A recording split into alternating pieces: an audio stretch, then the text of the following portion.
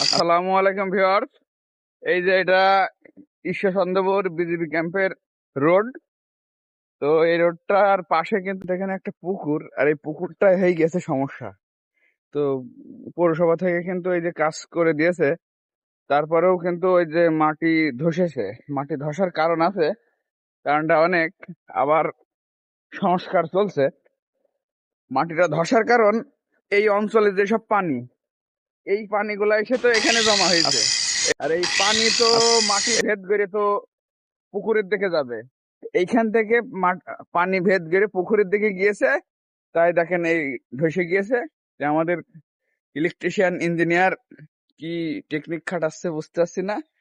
তো এই তো এখানে 3 সাইড দিয়ে 3টা, এখান থেকে 1 ফিট বাই 1 ফিট, এখানে 1 ফিট বাই 9 ইঞ্চি কেটে পানির এদিক থেকে চাতাল তৈরি করতে হবে, যাতে পানিটা মানে এই হ্রদের ভিতরে ডাইরেক্ট যায়। এই পানি যাওয়ার জায়গা ছিল না কারণে এগুলো এই ধস হ্রদের ফুটো করা ছিল না, তাই না? হ্রদের ফুটো করা ছিল না, হ্যাঁ, যার হ্যাঁ। কারণে এই জায়গাটা ধস কারণ নামে। পানি কোনো সময়ের জন্য পানি থেমে থাকে না। পানি গ্লাস ভেদ করে, মাটি ভেদ করে পানি কিন্তু তার গন্তব্য স্থানে পৌঁছানোর জন্য ব্যস্ত থাকে।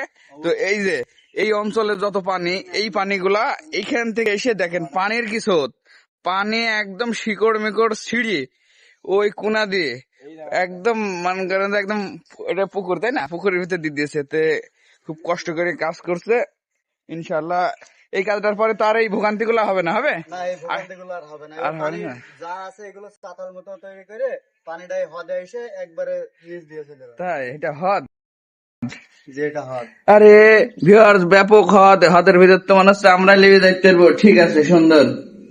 তাহলে এই অঞ্চলের পানিগুলা এই হ্রদ থেকে গেলে এই হ্রদ অনুযায়ী মাটির হ্যাঁ এর কোনো পদ্ধতি এখনো বলতে পারেনি কেউ। দাদা, পদ্ধতি হয়ে গেছে। এই যে মেশিন চালু হয়ে গেছে, এখানে ফুটো করে দেবে, একদম মাল চলে যাবে ওই সাইডে, মানে পানি ওদিক চলে যাবে আর কি।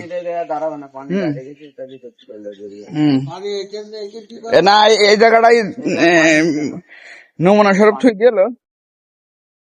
কাজ চলছে, এখানে পাইপ যাবে তাই না? হম, সাবধানে কাজ করো। সাবধানতার মান নেই, সাবধানে কাজ করো। হ্যাঁ, তো ইনশাল্লাহ পরবর্তীতে আর এইরকম রাস্তার ভাঙচুরের সমস্যা হবে না। সেই রকম পদ্ধতি এখানে চলছে। তো সবাই